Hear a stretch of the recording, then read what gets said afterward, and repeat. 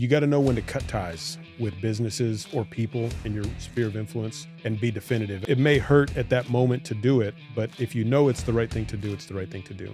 Make your intentions known. It's in the same vein as closed mouths don't get fed. Yep. No one will know. If I never tell you today that I want to buy a big business with you, you'll never know. Welcome to part 2 with Ricardo Torres. Last time, his first deals. Today, how he built broker relationships, bought a $2.9 million dry cleaner, and runs multiple businesses from Tampa while they operate in Vegas. If you go into a business and you want to be greedy and you want to hold all of it for yourself, you can make some. Here's the exchange. It requires you to do it. That's right. Make all that money. Go put yourself in the position. I guarantee you're going to be disenchanted with the process. You can be depressed in a year. And then you're going to wonder why I bought this business. America's backbone was built on blue-collar business grit, grind, and muscle. This is where you stop working for the business, and the business starts working for you. Tell me, did you sell your laundromat before you bought the dry cleaners? No. We own the laundromat through the purchase of the dry cleaner. Okay. We had the laundromat probably another 5 or 6 months after we purchased the dry cleaner. And that's a good point you bring up. You got to know when to cut ties with businesses or people in your sphere of influence and be definitive. And there was a post you put on the other day that resonated with me a little bit. And it may hurt at that moment to do it, but if you know it's the right thing to do, it's the right thing to do. For me, in my case, holding the laundromat would have meant a little bit of profit every month, but it took more bandwidth and mind share from me than what was required. And I know for a fact, if Ricardo puts his mind in focus, you give me $1 million business. If I'm lucky enough and privileged enough to have a $10 million business or a $50 million business, I'm going to make an impact in each of those businesses. But the needle will move more with the bigger business. Oh yeah. And so for me, I looked at it and I was just like, and it wasn't that I was too good for the business. That wasn't it. I was in there swapping coins out, man. Right. I was going from 60-minute dry cycles to 60-minute dry cycles at $1.25 to 6-minute dry cycles at 25 cents in order to encourage not putting too much laundry in the dryer. Right. I'm on the phone with other laundromat owners in the Southwest. I was in it. I just knew that the fruits of my labor, the fruit that came off that tree was a lot smaller. And so you have to be able to cut your ties sometimes. And I did it. I made the decision to do it. And we didn't use a broker. CPEC, a local company that had done maintenance work for me, I made my intentions known to them. I think this is really important as entrepreneurs, owners. Make your intentions known. It's in the same vein as closed mouths don't get fed. Yep. No one will know. If I never tell you today that I want to buy a big business with you, you'll never know. That's so right. Ricardo won't come into mind.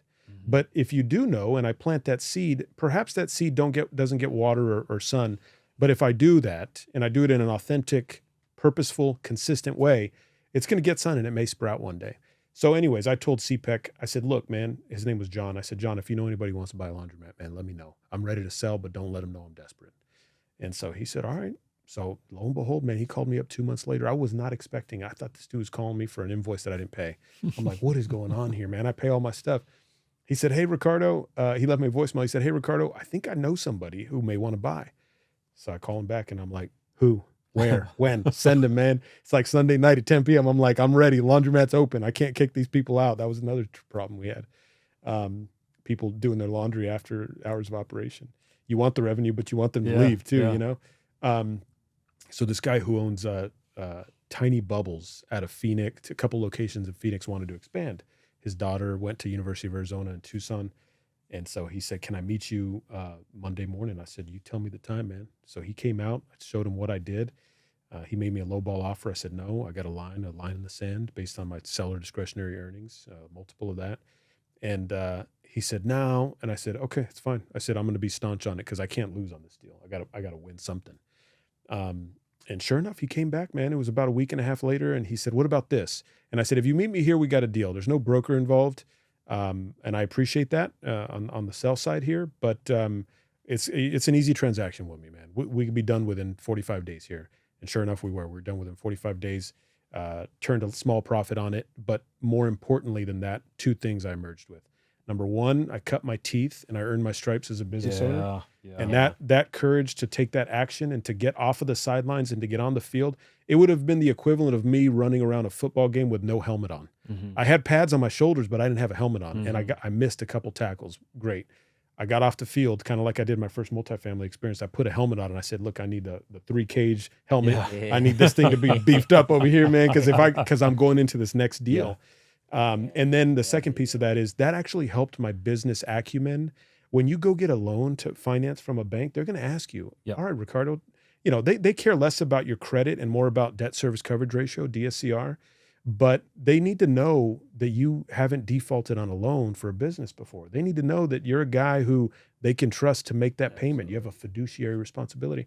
And so the Happy Laundry, I got a picture of me and Hong up in my office, the gentleman who sold it to me. And it's in front of the dirtiest looking laundromat ever. But for me, it's riches. I didn't make a lot of money on it, but I made way more than money on that deal.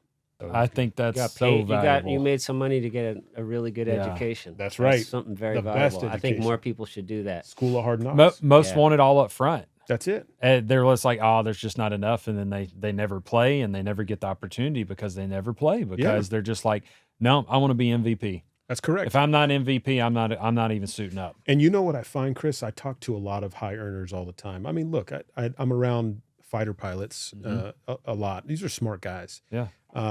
They have liquidity. They have been treated a certain way for many years as a W-2, and they have the courage to want to do something as an entrepreneur. But the dots are not connected from this perspective, and that is they expect to go into work in a manner that they were working as a W-2 for the Department of Defense, for the government, for example, as a pilot. It's just not that way. You could go to a laundromat or a car wash and make a lot of money and it not look pretty, it not be an ivory tower, you not walk in with a briefcase. Main Street is doing so much that people fail to realize this. And I know everybody talks about this all the time. There's a tremendous amount of statistics out there with baby boomers and the generation that doesn't sell or doesn't know how to sell. But it's true. There's so many businesses out there that need to be sold, but the owner doesn't have a sophisticated plan or doesn't know how to approach it. And that business will yield. The meat you can get off the bone on those businesses is tremendous.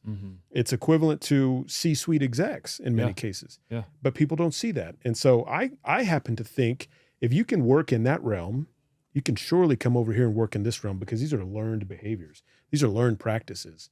Dry cleaning is a bit niche, right? But laundromat is not. Roofing may need a certain license, but you can work with people on that. It doesn't have to be you. HVAC. There's so many different opportunities that exist out there. And if you have good ideas, you can implement them in your business. You are single-handedly repositioning that business to make it more valuable. And that's what I love about small business. Me too. I love to talk about what you're doing with Blue Collar Millionaire, but I had a couple things. So tell us about, I liked at first that you walked up to them. Yeah. People won't do that. Yeah. They'll always tell me, oh, calls don't work. How many you make? I don't know, like 8. Yeah. You got to do stuff, right? You got to walk in on people.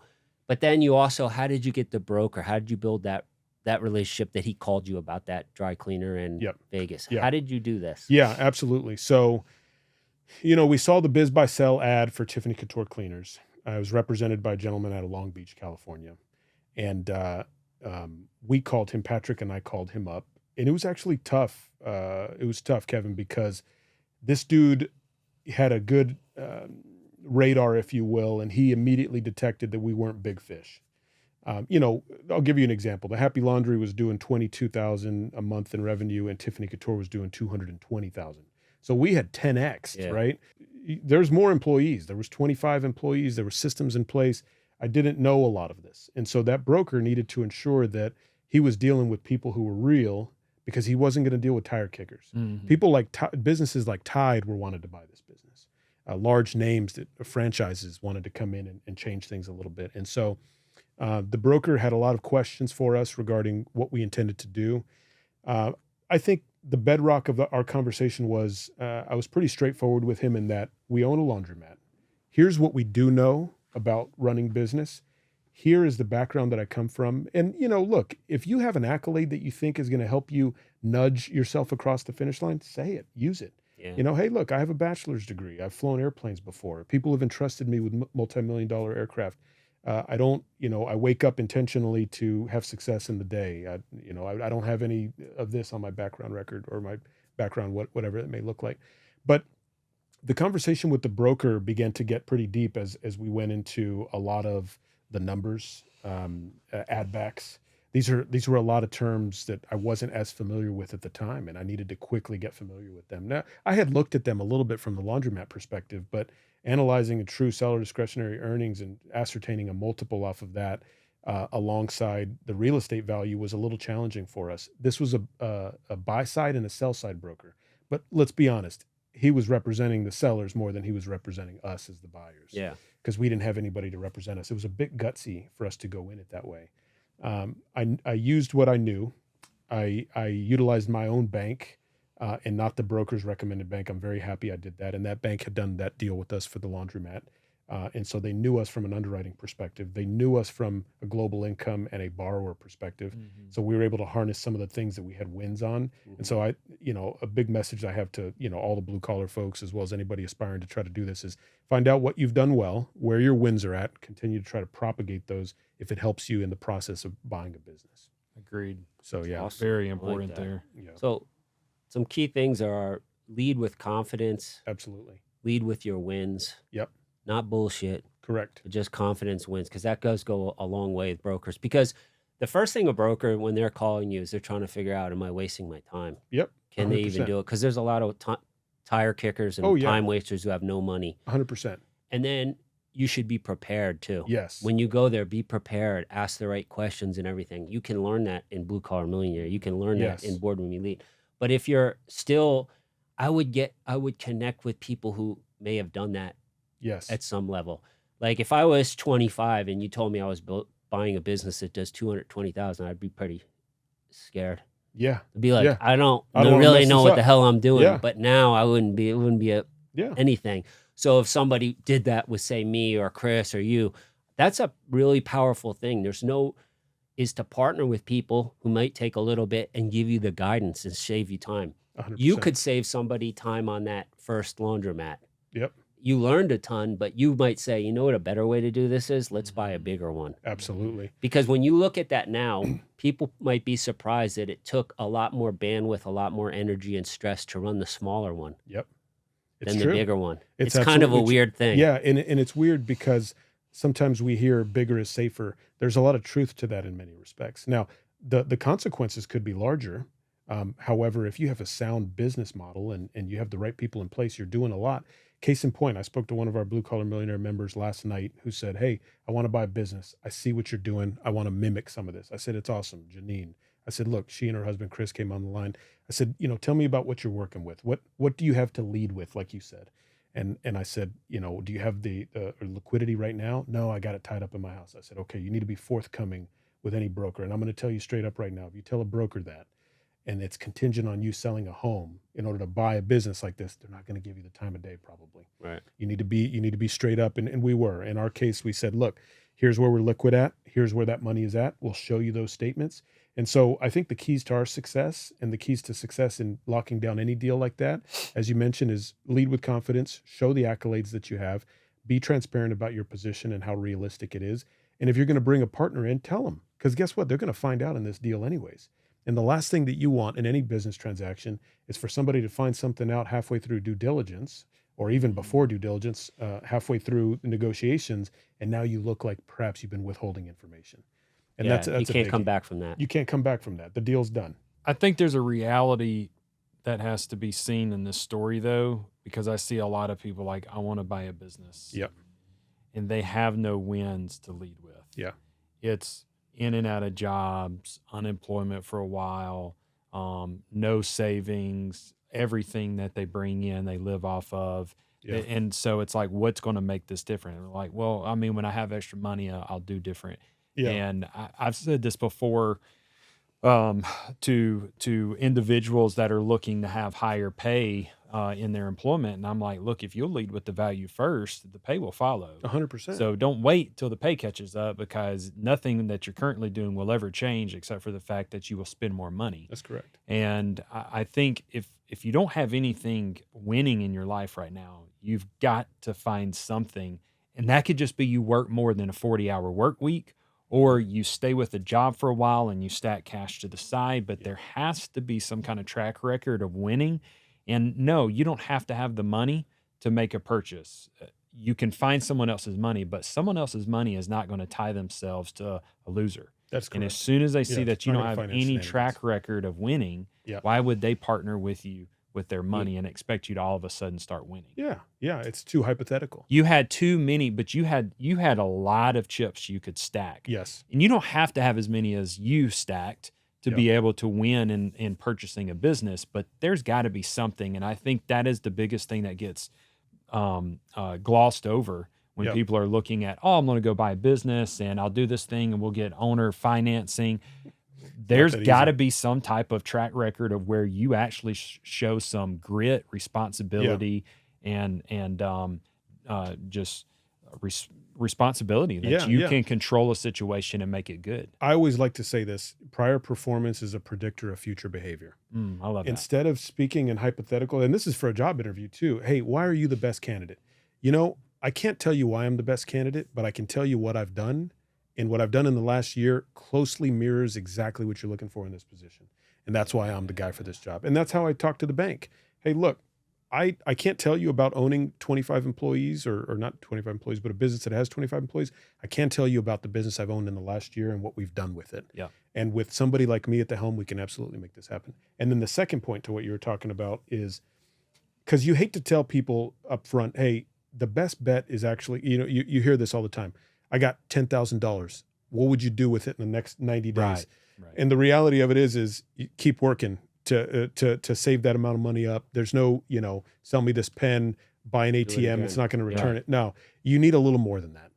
And if you don't have a little more than that, but you have a plan to get to that, okay, stick with the plan. Be consistent with that plan. And then I would say, get in the room. You have show me your 5 closest friends. I'll show you your future. You have to be surrounded with people who are let's see that the 3 of us right now, we're talking about business, right? If we were talking about fantasy football and we were which a lot of people are this adamant about fantasy football in a weird way, we'd be phenomenal at picking the right roster and we would have a winning record for that season, right? True story. Okay. Our game is just a little different. So if you find yourself in that wrong tribe, well, be intentional. That's the first step in the action. And that's why I love, and I've always loved Blue Collar Millionaires, because there is nonsense that takes place on the page. Sometimes we do our best to try to bring it down. But the reality of it is everybody is on the same boat, fishing at different aspects of the boat. We're in one piece of the water, and that is business, entrepreneurship, making your life better, being as successful as possible, and moving the needle. And when you surround yourself with those people, and then you have that fervent responsibility to want to save more, the deal is going to get done. It's just a matter of time. But you got to stay and you got to be surrounded with those people. I think that's a really strong element that a lot of people don't see. Because why? I have bad days, and on my bad days, I'm not. There could be a couple hours out of the day or a day where I'm not talking or thinking about business. But guess what? If I have my buddies around me who are talking about it, it brings me back into the fight. And I'm like, you know what? I'm back with you, That's boys. true Let's story. go. And we need that. We're humans. We're fallible. We make mistakes. We fall out of that energy. Sometimes we need to be brought back. That even happens as you're building your leadership team and your company, because there'll be days where, I'm not gonna lie, mentally I'm not where I need to be, and then I'll have someone come in and say something, and I've circled back around at the end of the day and I've said, really appreciate you saying what you said. That's awesome. Because I needed that encouragement, and you let me know that I needed to do a mind shift in the moment when you came in with a different viewpoint, and a different level of aspiration at that moment. So even on the leadership side, I know this is going long, but I want to ask this question. What was, because you had this was a family owned dry cleaning business. I'm assuming they had systems. You said that, but I'm assuming that they weren't absentee. Yes Correct. or no? Okay. They were not. So what allowed you to position yourself in that business so that you could live in Tampa, Florida, but the business is over in Vegas? Yeah. So first off, it was the recognition that absentee ownership and being able to strategically work on the business would make my business more valuable. So first off, it was the knowledge that is the case, because it is true. If you have a business that you absentee own and you can tell somebody truly that you only spend 5 hours a week on it, that is a business one can pick up off the shelf. I don't care if you're a doctor, attorney, lawyer, welder, it's an asset, and they can buy it. And then it prints paper for them, as opposed to a job. A job is where you buy a business and it requires you. Yep. That should not be sold at a high multiple. It should be sold at a fair multiple. So it started off with the recognition that I needed that. The second piece was going back to kind of what we talked about. You have to do a deep dive into the business to try to understand things as best as you possibly can. My deep dive, I think I have a strong understanding of, I think that I have a strong understanding of how people are going to try to work, the authenticity that they bring to the table, and then talent set and what caliber of type person I'm dealing with as it relates to, do they want to do more for me? Do they want to do less? The team was a star-studded team. There was a supervisor with us who demonstrated tremendous potential, but the previous owners didn't see that in her. And I could tell from day one, man. I could tell when we were doing due diligence and I was there as an ABC affiliate looking at stuff, this lady took ownership of what she was doing. It was like she lived and breathed the business, and she does. She takes it home with her. She thinks about it. She gets back to clients. They know her name. So I said, this person needs to be in an elevated position. This person needs to be a manager, and she needs to have more responsibility. And that is going to offload the need for the responsibility to be held at that high level, which was the previous owners, the husband and wife. So I knew that. I also underwrote it appropriately, that it had enough profit margin, seller discretionary earnings, even after debt was paid, for me to part ways with that. This is a really, really key element. If you go into a business and you want to be greedy and you want to hold all of it for yourself, you can make some money. Here's the exchange. It requires you to do it. Go make all that money. Go put yourself in the position. I guarantee you're going to be disenchanted with the process. You can be depressed in a year. And then you're going to wonder why I bought this business. And so, but if you love it and that's your motto, because there's some people that do, awesome. Knock yourself out. I think it's more power to you. I identified that we had enough cash flow. And so I said, I'm going to bring in an outside perspective. And we brought in a general manager who's a retired 27-year Chief Master Sergeant in the Air Force. And he did a bang-up job for us. He's doing a bang-up job. So I brought in Mike, who was the general manager. We elevated Julie to the operations manager position, and we implemented a CRM, a client relationship manager. So by adding those positions and by elevating Julie, I was able to work on the business and not in the business, and that allowed me, Chris, to work from home. I do 2 Teams calls a week, Tuesdays and Thursdays, as a sync, and we got better with this over time. At first, I didn't know what that rhythm looked like. We dialed it down to the appropriate time of the day after operations. We use systems like Microsoft SharePoint, as well as scorecards to help identify and to keep people accountable. We implemented annual review systems, which were very willy-nilly, arbitrary at the time. You get a $1 raise, you get a $1.50 raise. It's based on a percentage now and based on how you perform. So they're compensated appropriately. And so 1, the recognition that I knew it needed to do it and I could sell for a higher multiple. 2, not being greedy and sharing some of that profit with a manager who could come in and who could really help act as the buffer. So I'm not taking 15, 20 calls a week from tasks that are really going to take my mind share. Again, I go back to the happy laundry lesson learned, right? I should not be focusing. I should not be working on that. I should hold my mind share for something greater. And so when we were able to do that, then the third is just refinement. You get better over a period of time. And that's where you bring in consulting. That's where I BoardRoom Elite, man, I show you guys my flaws and I tell you my problems. Last week, you saw the problem that I brought to the table. Hey, I got this problem, guys. What are your thoughts? I get sound advice from people outside of the industry who help me. Okay, I take that advice from a successful HVAC company, roofing company, and I implement these strategies. My mind has opened up and the business's mind has opened up. And so we've seen a lot of success because of that. We bought, we were doing 2 mil. We'll end, that was in early 23. We'll end this year at 2.9 mil with a bolt-on carpet cleaning business. Yeah. Thank you. With a bolt-on carpet cleaning business and more automation than this business has ever seen before. So the carpet cleaning, you bought an existing? Correct. Okay. Yep. We bought an going to existing. take their customers, make money on them, and then implement. Now you have this service. I love bolt-ons. Yeah. It's like bolt-ons the biggest no-brainer. Yeah, it makes money without your customers. Correct. And I was able to reduce the expense ratio of payroll because my current employees take on that responsibility. House Call Pro is the point of sale that we use for the carpet cleaning company. But what, think about it. There was a term in the military we used called multi-capable airmen. There was this really big push in the early 2000s to make people more MCA. What it means is wearing different hats. That's all it is. When you can get your employee to wear multiple hats and you give them a pay raise commensurate with that, you eliminate the need to bring on another $20 an hour employee. Right. And so I was able to save on my expense ratio, on my payroll. So my cost of labor went down significantly. So I immediately saw an increase in my seller discretionary earnings when I bought that new business, which, by the way, had been around 15 years, sound, 3 trucks, 2 techs, and some systems in place. And so I'm very cautious to buy a really small business now, because I don't want to create a job. But when you have another existing successful team, That's right. they can wrap their arms around it, and that's what we did. And I had mentioned that to you about 9 or 10 months ago when we chatted. And we have now, I'm going up to Maryland in a couple of weeks to go look at a very successful rug cleaning company who has a very similar story as mine. Started as a dry cleaner, bought this other company. This gentleman actually shed his dry cleaning aspect and is doing $6 million a year in rugs. Yeah, I was about to say, It's you crazy. moving towards the rug with your clientele is massive. Me and my brother, when we were running the cleaning company, we had started rug cleaning and separated. He's nothing but Oriental rugs now. Yeah. He'll do any rug, but that's his bread and butter. Yeah. And so we'll have to talk after this. Yeah, I absolutely. can connect you I'd to love some that. folks, but it's pieces of art laying on people's floor. They love it. And heirlooms from the grandfather's dad that was in the war and came. I mean, it's 100%. priceless pieces, Yes. and they are willing to pay for it, and they have to be taken care of very carefully. And there's a big barrier, an entry there, because you didn't want to do it yeah. for a lot of reasons. Correct. So But you're used to already using the type of chemistry to take care of very valuable pieces. So in your situation, if it was just a carpet cleaning, then I would say, show me your demographic.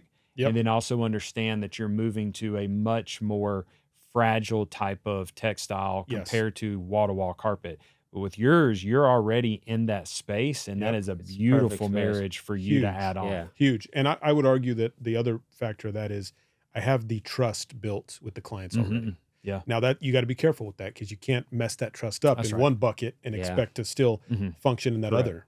So I got to be very careful with that. But this is where that pre-due diligence comes into play. This is why I'm visiting this gentleman, and we're going to learn a lot more. So I'm super excited about that. Yeah. This was That's great awesome. today. A lot of stuff. You know, I'd like to talk about, maybe we do a new one, but I think a lot of people ask about raising money, how you go about it. We were kind of talking about that.